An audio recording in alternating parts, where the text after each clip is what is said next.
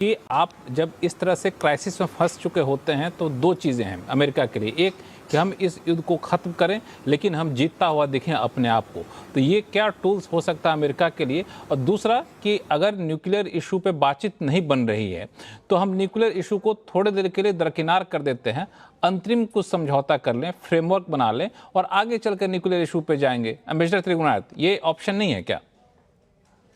जी बिल्कुल। एक्चुअली यही ऑप्शन है। एक्चुअली जो एमओयू साइन हो रहा है उसमें सबसे पहली बात जो है वो दो तीन चीजों के ऊपर है। और एक तो ये कि किस हम्म, तरह से स्टेट ऑफ हॉर्मुज को खोला जाए। उसमें भी प्री कंडीशन हम्म, जो ईरान की है कि पहले अमेरिका अपना ब्लॉकेड हटाए। और अमेरिका, आपने देखा होगा कि लास्ट वीक प्रेसिडेंट ने ट्रंप ने अपने ट्रूथ सोशल पोस्ट में लिखा था कि आवर नेवी विल हाँ, return back and everybody out and. और पहले ही उन्होंने मान हम्म, गया इस बात को। ये सब जानते थे कि हम्म, अमेरिका इससे, जिसको टैको बोलते हैं, वो सबसे पहले करेंगे। दूसरी चीज उसने ये हम्म, कहा है कि भाई जो लड़ाई चल रही है लेबनान के अंदर या गाजा के अंदर, अब ऐड कर दिया उन्होंने, अगर वो नहीं रुकती है तो हम बातचीत करने को तैयार नहीं है। क्योंकि उनका जो सबसे हम्म, लॉयल अगर कोई प्रॉक्सीज में है तो वो है हिजबुल्ला, सबसे ज्यादा। और उसको अगर हम्म, बिल्कुल ही खत्म करने हम्म, देंगे, का बिल्कुल इन्फ्लुएंस वहां पे जो एसिमेट्रिक थोड़ा बहुत बचा है वो भी नहीं होगा। तो ट्रम्प के लिए सबसे हम्म, इम्पोर्टेंट चीज ये नहीं है कि नेतन्याहू बचते हैं या नहीं बचते हैं। मैं दोनों अपने हम्म, एस्टीम पैनलिस्ट से एग्री करता हूं कि जूइश लॉबी अमेरिका में बहुत स्ट्रांग है और वो डिक्टेट करती है जब भी एग्जिस्टेंस का सवाल आता है इसराइल के। लेकिन एक बात मैं कहना हम्म, चाहता हूँ कि जूइश लॉबी जो पैक और ये दूसरे ऑर्गेनाइजेशंस हैं, वो भी president Trump, president prime minister Netanyahu की जो अप्रोच है उससे खुश नहीं है। क्योंकि एक नहीं, छह छह फ्रंट पे वॉर लड़ रहे हैं आप, हर एक के साथ में बढ़ाते जा रहे हैं। और इस बात के लिए अमेरिका में आज की डेट में अरब लॉबीज, दूसरी लॉबीज भी बहुत ज्यादा स्ट्रांग हो गई है। तो इसलिए प्रेसिडेंट ट्रम्प से एक ऐसा रास्ता चाहते हैं ताकि उनको एक सेफ एग्जिट मिल जाए, ऑनरेबल एग्जिट मिल जाए इस वॉर से। ये सबसे इम्पोर्टेंट चीज उनके हम्म, लिए। उसके बाद चाहे जो होगा देखा जाएगा। जहां तक बात न्यूक्लियर की है तो नहीं, अगर आप देखें तो सत्ताईस ये फरवरी, सत्ताईस ये फरवरी सेफ वाली एग्जिट जो कैसे डील थी, मिलेगा उनको? एग्रीड है।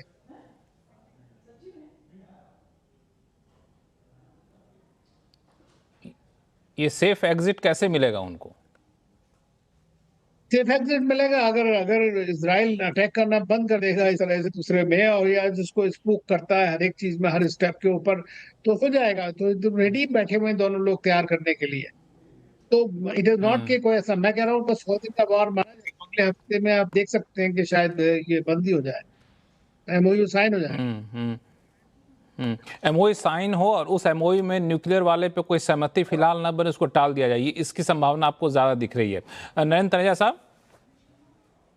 नहीं, देखिए, मुझे ऐसा लगता है कि आप ये मत बोलिए कि ट्रंप साहब ने युद्ध शुरू क्यों किया था। उन्होंने इसीलिए तो शुरू किया था कि भाई जो न्यूक्लियर वेपन्स बनाने की ईरान की जो कोशिश है और वो उसके बहुत नजदीक है, हम्म, इसीलिए तो उन्होंने हमला किया था।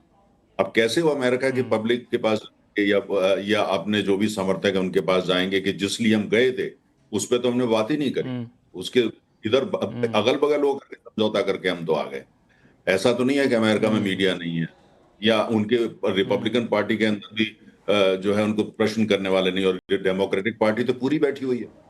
अमेरिका के जो हम्म, स्ट्रेटेजिक अफेयर्स कमेंटेटर हैं, आप देखें 90% वो तो ट्रम्प को रोज याद दिलाते हैं, आप तो इसलिए गए थे वहां पे। तो इसलिए मुझे नहीं लगता कि वो इतना इनके लिए आसान होगा। और दूसरी तरफ ये है कि आज जो सिर्फ चीजें जो थोड़ी उम्मीद पैदा कर रही है वो दो हैं। एक तो ये कि ईरान जो हम्म, है उसको समझ में आ गया है कि उसकी बड़ी आर्थिक रूप से बर्बादी हुई है, लोग बहुत मारे गए, हम्म, वहां के सुप्रीम मारे गए, लेकिन उसके बावजूद उनको ये लगता है कि शायद अब ये ऐसा ठीक रहेगा। कुल मिलाकर के पब्लिक ओपिनियन में ले लो या उनका अपना कंसोलिडेशन ईरान में जो हुआ है, कुछ मिला के वो पॉजिटिव है। और अब उनको लगता है कि समय आ गया है, अगर जो सैंक्शंस हट जाएं और ये जो बातें हो रही है $300 बिलियन और $200 बिलियन, कोई इसकी पुष्टि किसी ने नहीं करी है, सब बातें हैं, अभी किसी ने पुष्टि नहीं करी है। तो ये शुरू हो जाए, शायद और कंपनियां आ जाए, निवेश करें तेल और गैस में, इस तरह की बात हो, तो इससे थोड़ा उनको लगता है कि कुल मिलाकर के उनकी सिचुएशन विन विन वाली होगी। ट्रम्प साहब को ये लगता है, ट्रम्प साहब कोई लंबा गेम नहीं खेलते हैं, ना उनकी स्ट्रेटेजिक थिंकिंग है, ना स्ट्रेटेजिक माइंडसेट है। उनको ये था, उनको लगा था कि भाई ये जाकर हम 4-5 दिन में आर पार करके अपना मकसद पूरा हो जाएगा, और जो नोबेल पीस प्राइज भी पक्का कर लेंगे और साथ में जो है ये भी हो जाएगा भाई इनसे बड़ा कोई नेता नहीं पैदा हुआ। अब वो सपने तो खत्म हो चुके हैं, अब उनके वो निकलना चाहते हैं। लेकिन एक चीज का ध्यान रखिए, जो स्टेट ऑफ हॉर्मुज है उसको ये जो अमेरिका चाहता है कि बिल्कुल ईरान पीछे हट जाए, ओमान की भी दखल ना हो और पहले के तरीके से जो है फ्लो होना शुरू हो जाए। ये ईरान के पास सबसे बड़ा हथियार स्टेट ऑफ हॉर्मुज है।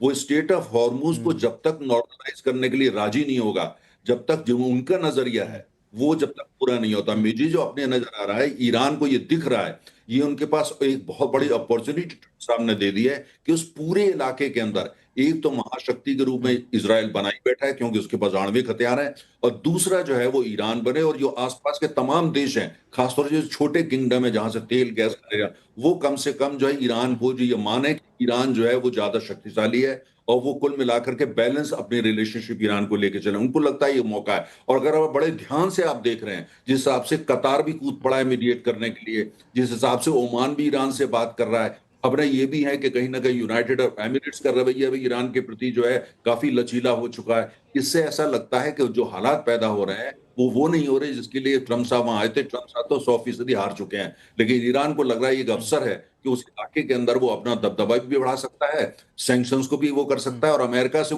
गारंटी चाहता है, बिना उसके वो नहीं बात को मानेगा। वो ये गारंटी है कि अमेरिका दोबारा कभी ईरान पे हमला नहीं करेगा। उनके लिए सबसे बड़ा विषय यह है कि आप इसको राजी करिए, बाकी बातें बाद में होंगी।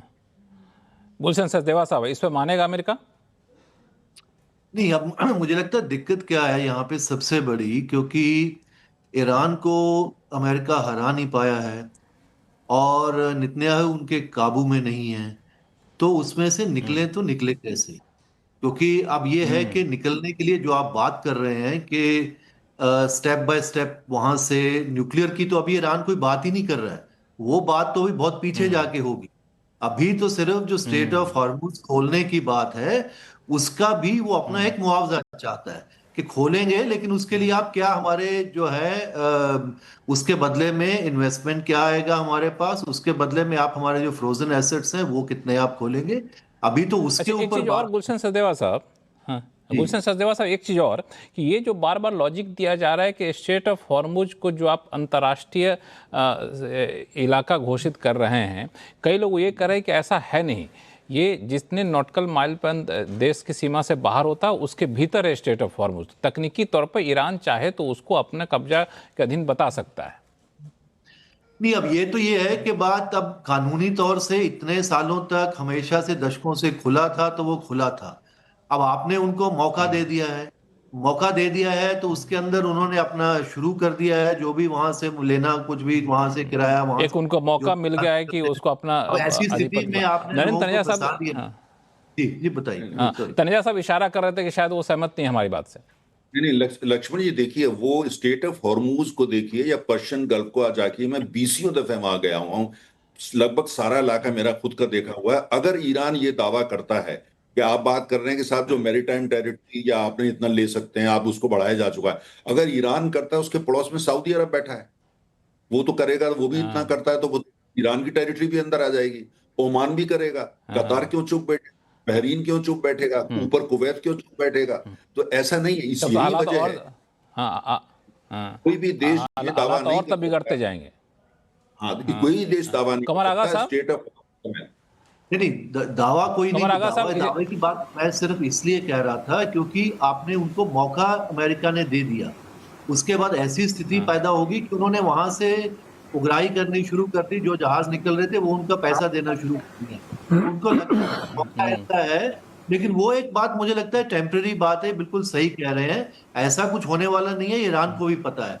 लेकिन अब बात है कि ईरान जैसे अब उसके बाद अब उनका दबदबा वो चाहेंगे इस पूरे इलाके के अंदर, एक नया जो पूरा दबदबा चाहेंगे, हाँ हाँ, दबदबा चाहेंगे, और साथ में भी उनका जो नुकसान हुआ, नुकसान की भरपाई है तो अमेरिका करे, या फिर नुकसान की भरपाई वो स्टेट ऑफ हॉर्मुज पर टोल लगा करना चाहेंगे। चूंकि आपने सही कहा, उनको एक मौका मिल गया है।